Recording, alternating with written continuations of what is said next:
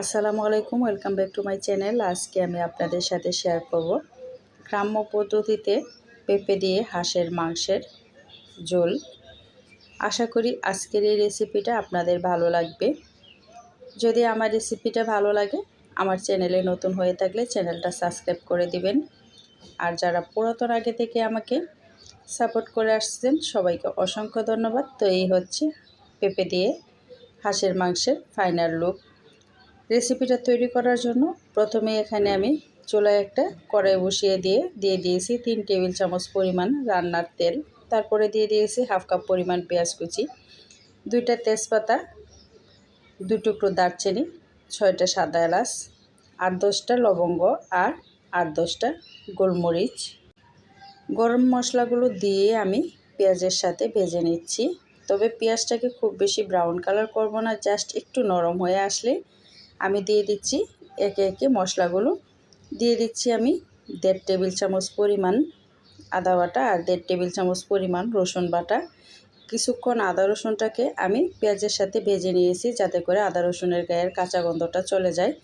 অল্প একটু পানি দিয়ে এখন দিয়ে দিচ্ছি পানিতে গুঁড়া মশলাগুলো। 1 চামচ হলুদ গুঁড়া, 1 চামচ লাল মরিচের গুঁড়া, 1 চামচ ধনিয়ার গুঁড়া, 1 চামচ জিরার গুঁড়া আর স্বাদ মতো লবণ। ঝালের পরিমাণটা কম বেশি করে আপনারা দিয়ে দিতে পারবেন। তো এখানে আমি 4 চামচ দিয়ে মশলাগুলো দিয়ে নিয়েছি। আপনারা মাংসের পরিমাণের উপর ডিপেন্ড করে মশলাগুলো কম বা বেশি করে নিতে পারবেন। অল্প করে পানি দিয়ে মশলাটাকে 2 বার কষিয়ে নিয়েছি। তারপর আমি দিয়ে দিচ্ছি হাঁসের মাংসগুলো। এখানে আমি চীন হাঁসের মাংস নিয়েছি। আপনারা যে কোনো হাঁসের মাংস দিয়েই কিন্তু সেম প্রসেসে রান্নাটা করতে পারবেন। আর আমি এখানে একটা হাঁস নিইনি, আমি একটা হাঁসকে 3 ভাগ করে যতটুকু প্রয়োজন ততটুকুই নিয়েছি। 5 মিনিটের মতো ঢাকনা দিয়ে আমি হাঁসের মাংসটাকে কষিয়ে নিচ্ছি। তো ঢাকনাটা খুলে 5 মিনিট আবারও একটু নেড়ে দিয়ে আমি এখানে অ্যাড করে দিব পেঁপে। পেঁপে দিয়ে যে কোনো মাংস রান্না করলেই মাংসটা দ্রুত সিদ্ধ হয়। তো সেজন্য আমি আলাদা করে কিন্তু আর বেশি সময় ধরে হাঁসের মাংসটাকে কষাইনি। পেঁপে দিয়ে একটু ভালো করে নেড়েচেড়ে আবারও ঢাকনা দিয়ে দিব। এখন পেঁপের সাথে কিছুক্ষণ মাংসটাকে কষিয়ে নিব। এখানে আমি চীন হাঁস নিয়েছি। আপনারা কিন্তু যে কোনো হাঁস দিয়েই এই রান্নাটা করতে পারবেন। জাস্ট হাঁসের মাংস হলেই হবে, পাতি হাঁস, রাজহাঁস, চীন হাঁস।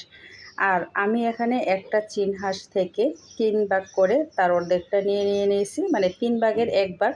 আপনারা আপনাদের প্রয়োজন অনুসারে নিয়ে নেবেন।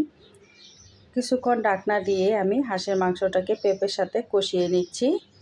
যখন দেখা যাচ্ছে যে মাংস থেকে তেল ছেড়ে দিচ্ছে তখনই আমি অ্যাড করে দিব পরিমাণ মতো পানি। আমি আজকে সম্পূর্ণ গ্রাম্য পদ্ধতিতেই রান্না করতেছি, তো একটু মাখা মাখা ঝোল রাখবো। আপনারা যতটুকু পরিমাণ ঝোল রাখবেন সেই অনুসারেই কিন্তু পানিটা দিয়ে নেবেন। ঝোলটা দিয়ে ঢাকনা দিয়ে আমি চুলার আঁচটা হাই হিটে রেখে 10 মিনিট রান্না করব। তো 10 মিনিট পরে ঢাকনাটা খুলে আমি একটু নেড়েচেড়ে দিয়ে তারপরে চুলার আঁচটা একদম মিডিয়াম টু লো করে রেখে দিব আবারও 10 মিনিট। আর এই অবস্থায় আমি ঢাকনাটা ছাড়াই রাখবো। এতে করে মাংসের উপরে একটা আলাদা তেলের প্রলেপ পড়বে, এটা দেখতে এমনকি খেতেও অনেক বেশি ভালো লাগে। 10 মিনিট পরে আমি পেঁপে দিয়ে হাঁসের মাংসের ঝোলটার একটা ফাইনাল লুক দেখিয়ে দিচ্ছি। তো দেখতেই পাচ্ছেন গ্রাম্য পদ্ধতিতে পেঁপে দিয়ে হাঁসের মাংসের রেসিপিটা কতটা লোভনীয় হয়েছে। আশা করি গ্রাম্য পদ্ধতিতে পেঁপে দিয়ে হাঁসের মাংসের এই রেসিপিটা আপনাদের ভালো লেগেছে। ভালো লেগে থাকলে চ্যানেলটা সাবস্ক্রাইব করে সাথে থাকা বেল আইকনটা অল করে দিবেন। খুব বেশি ভালো লেগে থাকলে ফ্রেন্ডস অ্যান্ড ফ্যামিলিকে দেখার সুযোগ করে দিবেন। আজকের মতো বিদায় নিচ্ছি। সবাইকে আল্লাহ হাফেজ। আসসালামু আলাইকুম।